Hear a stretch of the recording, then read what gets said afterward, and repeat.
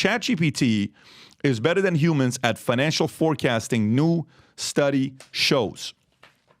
So new study shows OpenAI ChatGPT outperformed human financial analysts, achieving a prediction accuracy of 60% compared to the analyst low of 50% range.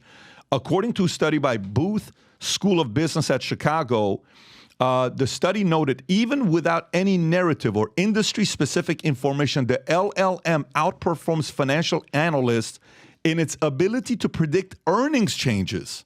Damn. The study highlights GPT-4 ability to excel in complex situations where human analysts struggle, utilizing chain of thought, prompts to identify trends and calculate financial ratios. The LLM exhibits a relative advantage over human analysts in situations when the analysts tend to struggle, and applying ChatGPT-4 financial insights to trading strategies resulted in more profitable outcomes surpassing market performance. Tom. I think what you're seeing here is that AI and whenever you see the phrase LLM, large language model, it just means big pile of available data. Just think of it that way. Big pile of data. And when the AI models have the ability to take the data, they can do more faster than humans do. Even humans that have models available, I mean, good grief, humans have all kinds of models. They have got, live trading things, and we have computer models that are tracing momentum of trades and little things that are happening during the day, longs and shorts and calls and puts and everything that are in there for us to trade. And what this is just saying is that, and by the way, the human analysts were 50%, and they're saying that this is 10 percentage points better because the AI model can take more data and go it faster. And basically what this says is this is a sign of things to come, that the standard that we've got and how well we do something today, it goes up another step with NVIDIA chips and these AI models. And so it doesn't surprise me that with the same stack of data, the old way with the models and the computer programs and things it does versus GPT and GPT-4 with what it has, that it's 10% better. It's unsurprising to me. You're not surprised by it at all? No, and I think it's a sign of things to come, especially in real-time analytics. Okay, so let me ask you this. Can this replace financial advisors and financial analysts? Can somebody who is sitting there saying, hey, ChatGPT-4, I'm 49 years old. I have $390,000 in my 401k. I have a $600,000 loan. Here are my expenses. I'm married with 3 kids. They're 18, 16, 14 years old. I have $200,000 in cash. I got a $400,000 policy that's coming up from my father passing away. What is the right investment I should consider right now? What to do with my $400,000? Should I look at small cap, mid cap, large cap, stocks, bonds, real estate? What should I do? I think you're asking a math problem, and if it's a math problem, the AI models will ultimately give you a better. What you're asking about is portfolio risk theory based on my age. Hey, I'm 40 years old. I've got 3 kids. These are the ages. What you're saying. So, what risk portfolio should I have? The AI models are going to, I believe, be a tool for the financial advisor.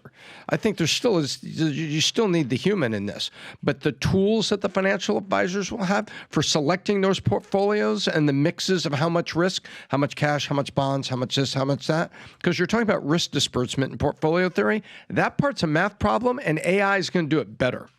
Yeah, that's scary. So then AI can't prospect.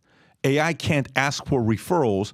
AI can't come to your wedding and spend time with your family and come to your relationship. AI can't build relationship, but AI can be complementary to an advisor that's very good with people to accelerate the growth of their book of business. Very interesting.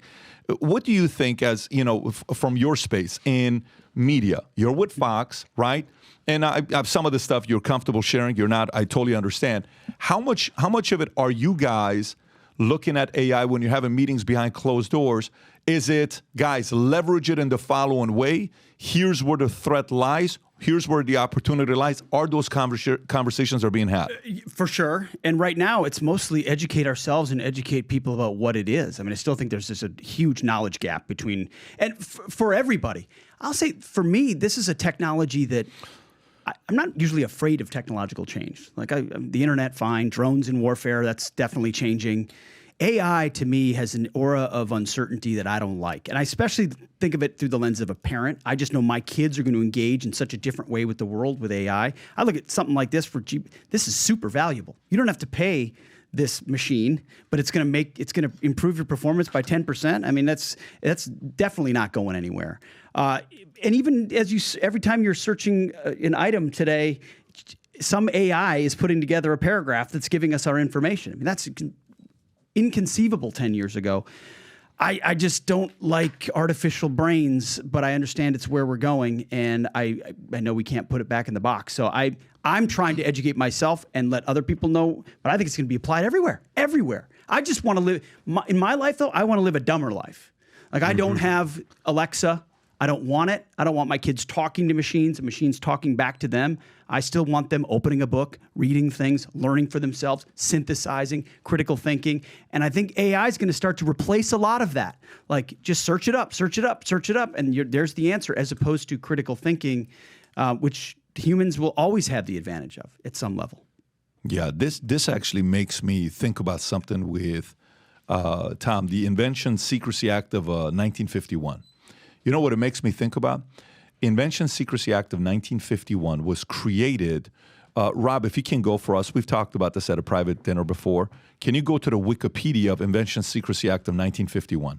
Just go to the Wikipedia. To read it, go zoom in a little bit. So that sentence there, okay. So 1952, so the U.S.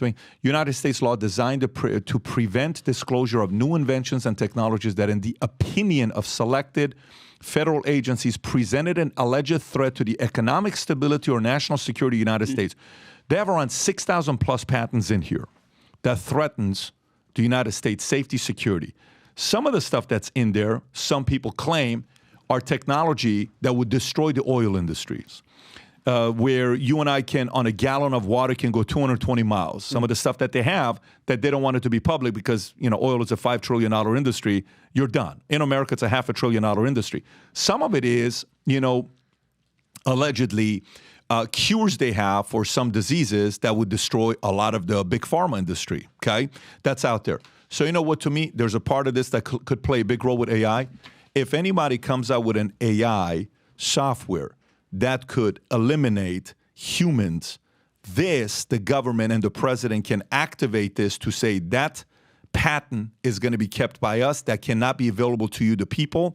They pay you 75% around that of what they think that patent is worth, and the government takes that patent away from you. And if you ever sell it to another country, do anything with it, you go straight to jail. Now, whether you agree with this or not, that's not the argument. That's a completely different thing that we can do. I think in the next 2, 4, 6, 8, 10 years, you're going to see this be used to take some of the advanced AI technology that's being created that could get rid of us. So I think that is an angle that we're not even thinking about. That could be happening the next. Shout out to the documentary. If you've never watched the documentary, The Lost Century. I just watched it with Tico for the second time. I had Jennifer watch it. You have to watch it. It's on Amazon Prime. You'll learn a lot about this. It's on your flight back if you watch it. I will. Unfreaking believable. The Lost Century. The Lost Century by Prime. Stephen Greer. Stephen Greer is about to be on the podcast. I got my homework. Yeah, it's going to be fun. You'll enjoy it. Vol Conference is a conference we do once a year. This is our 5th official Vol Conference. The first one we did was in Dallas. 450 people showed up. This one's going to be 10,000. Last one we had 2,500 people at Palm Beach at the Diplomat, which we had Tom Brady at. Unbelievable event. 3 days, 3.5 days. 200-page manual, intrapreneurship, raising capital, PEs, VCs, executives, salespeople, consulting firms, 180 plus different industries. That was last year. And I told everybody last year, this year was going to be magical because we're doing it in Palm Beach Convention Center. AV is going to be magical. We've invested so much investments on back end for this event that's taking place in Palm Beach. And we have been trying to get together, me and this other guy that you guys probably know. Finally, we agreed to do this. He agreed to do this. He's all over the world. He's got a message he wants to tell you guys being at the Vault Conference. Rob, if you got the clip ready, go ahead and play this clip. Go ahead and play this. Get out of here, dude. Dwayne "The Rock" Johnson here, man. I am pumped. I got some big news to share with you guys.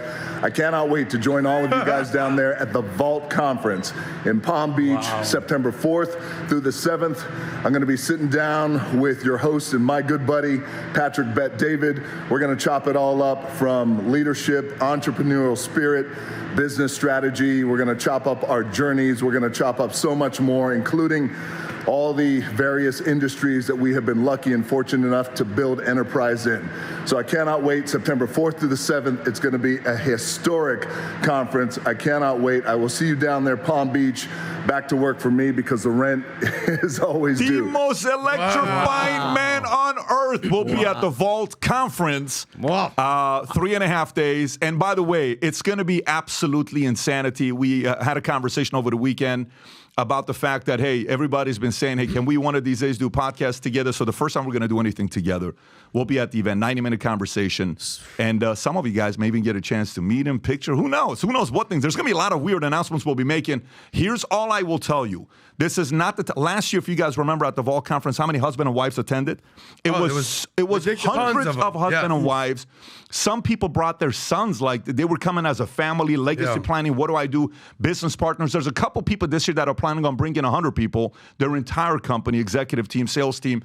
So it's going to be wild. Looking forward to it. This is not an event to come by yourself, but make sure you get yourself, your spouse, your business partner, your team registered to attend the Vault Conference, because I'm telling you right now, when this sells out and you call the consulting firm and they tell you we don't have any more tickets, you cannot be upset, because we're not bringing The Rock back next year. We're only going to do this one time at the Vault Conference, and I hope you get to join us. Get registered. We'll see you guys there. So if you like this clip and you want to watch another one, click right here. And if you want to watch the entire podcast, click right here.